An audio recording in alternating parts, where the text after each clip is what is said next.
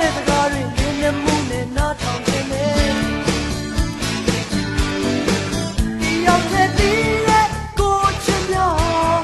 ဒီသက်လုံးယူမှုချစ်တော့မယ်ရက်သက်တဲ့မင်းရဲ့နာမရက်သက်မှုတွေခံရခြင်းနဲ့သိလာတဲ့မင်းရဲ့အပြုံးဟာယူသွတ်သွားအောင်ခိုင်းစိတ်နိုင်ရဲ့ဒီရောက်တဲ့ဒီရဲ့ကိုချင်မြောက်ဒီသက်လုံးယူမှုချစ်တော့မယ်မင်းလေးစိတ်တိုင်းကြောင့်မင်းမဘောပါချစ်လေချစ်လို့သာလုံးလိုက်မတားစီတာချစ်တခုပါမင်းလေးစိတ်တိုင်းကြောင့်မင်းသဘောပါချစ်လေ